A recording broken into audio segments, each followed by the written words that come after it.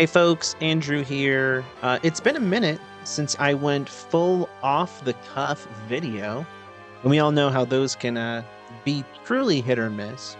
But with the topic today, I, I I didn't want to be second guessing what I was saying as like by pre-writing a script. So I think I'm just going to speak from the heart. I'm just going to speak as a genuine human being and talk about how I think right now, if you haven't already, it's the best time as it's ever been to really get out of the Xbox ecosystem. We've all seen the news around this company, but I wanted to break down what's been happening just in recent months and reiterate why continuing to support this specific entity, I feel like is a huge waste of your time and resources. So let's get right into it. Let's start with what I think is one of the sadder. Let me back up. I think this one hits close to home, and that is the July 2nd Xbox layoff. So back in July 2nd, this is 2025. Xbox laid off 9,000 people. Okay, and now this was its fourth mass layoff in 18 months. Okay, they've really gotten good at firing people. And I think when you see a company continue to devalue their relationship with their employees, you just have to question not just the integrity of the company, but the integrity of the products they're making, because the products are made by people, right? Like, you work at a place, no matter what your role is, you all go into, in some aspect, the creation or results of a product, whether that you are like a key developer or the individual who cleans up the offices. You all play a part in how that game or merchandise is made. And Xbox has no real investment in its people, as it is, like, that's my perception as a consumer, right? Like, I look at the news that almost 10,000 people were fired, and I go, man, they don't really give a rip, because then they continue to tout their upcoming, and they have to, right? They're trying to sell their stuff, but there's such levity to what they're doing. And it's a tremendous bummer. Now let's get even bit closer with their Xbox price increases. I think we all rightly point to tariffs as being a primary reason for price increases in everything, right? But specifically with gaming, PlayStation has done it, Nintendo's done it, not so much with their Switch 2. I think that price has stayed the same, unless it was, like in back office it was increased. We don't know, but just as it's been advertised, they've raised the prices on their previous gen, and Xbox has also done it. But the neat thing about Xbox, the one that I think is really fun, is that they've done it twice. So let's take a look at just the Xbox Series S. Okay, it launches back in 2024 at $299, $300. I'm just going to round up on all these by the nearest dollar. They increased the price in May of this year, 2025, to $379, $380. So it goes up by $80, right? And now the newest price is $399. So you are now paying $400 for their base model. And I think if you're doing an apples to apples comparison, right? We're looking at PlayStation. They raised their prices by, like, what was it, $20? Is that right? Maybe 40. Nintendo, I think they went up by $20.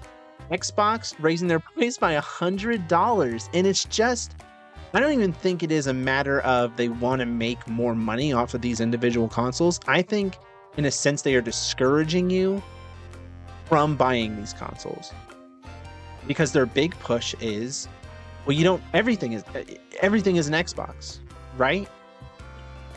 Like your TV is an Xbox, your computer is an Xbox, your phone is an Xbox. They want you to experience their games everywhere, and I think if they can if they can manufacture a reason to get out of the console game, I think they'll do it. And again, I feel like this goes back to a devaluation of their people, you know, like, because what's ultimately going to happen is because these consoles aren't selling, I think we'll see another round of layoffs, maybe more focused. And I don't know that it would be necessarily broadcasted as loud because they aren't developers, but certainly teams that are responsible for the creation of new consoles, if they're not making them, they're going to go. So yeah, so we have mass layoffs over the past year and a half. We have price increases across their consoles by $100 over the last year and a half. I just want to throw this out here. I think this is insane. If you want the Xbox Series X, the 2 terabyte, that's $800. You're going to be paying almost $1,000. It's so gross. And last but not least, and this is where I'm going to throw in a little addendum, because as of recording, news is breaking. Xbox is listed on the BDS Boycott list for their involvement in the genocide of the Palestinian people. I'm reading this right off the site, and I'll provide links to all these sources in the description of the video. So just verbatim, Microsoft is perhaps the most complicit tech company in Israel's illegal occupation, apartheid regime, and ongoing genocide against 2.3 million Palestinians in Gaza, which is why Microsoft is now a priority BDS target. Microsoft partners with the apartheid regime of Israel in its prison system, provides the Israeli military with Azure cloud and AI services that are central to accelerating Israel's genocide of 2.3 million Palestinians in the illegally occupied Gaza Strip. And they call it, through this boycott, we are called on to boycott Microsoft's gaming products with the following options as tiers of engagement. All right, so you can pick one. Cancel your Xbox Game Pass subscription, which I'm like, yeah, of course. Like, that is right now what they are most relying on for their income. Boycott Candy Crush, Minecraft, Call of Duty, and boycott all Microsoft gaming products, meaning consoles, headsets, accessories, and all the games published by Microsoft-owned publishing labels such as Xbox Game Studios, Activision, Bethesda, and Blizzard. And I feel like this last reason as to why it's good to get out of the Xbox game, if you can, listen, we're all in different situations. It is easy for me as a person to boycott Xbox because I was never in it, right? I don't play Minecraft. I don't own an Xbox. I don't have Game Pass. So really, I just had to keep living my life. But I hope that if I was invested in the ecosystem, and I knew that my actions would show solidarity with the people that are being systematically wiped out, I would do so. You know, like if the layoffs aren't enough, if the price changes aren't enough, my hope is that like standing against genocide would definitely push people over the edge. I really think I've been especially disappointed with how games media has responded to this call to boycott. That is neither here nor there right now. I'm speaking to us as consumers, but there's definitely opportunity to become an ally in this. Now, I will say, as of September 25th, 2025, Microsoft, it was broken by The Guardian, Microsoft has made a statement they're blocking Israel's use of its technology in mass surveillance of Palestinians. The tech firm ends military units' access to AI and data services after the Guardian reviews its secret spy project. Which, first of all, great.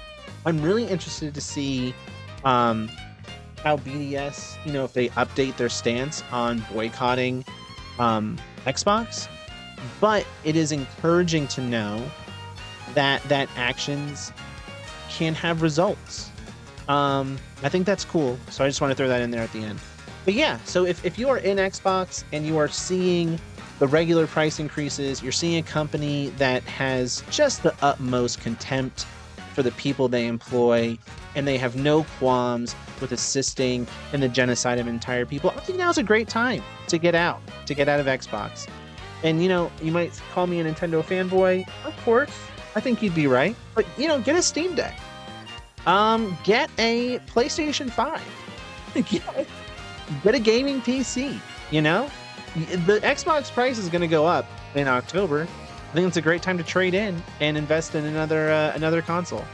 But let's take a look at ourselves as the people that financially support these companies and decide, is this company worth supporting? And question maybe why we are so hesitant to break off or break up with any one corporation.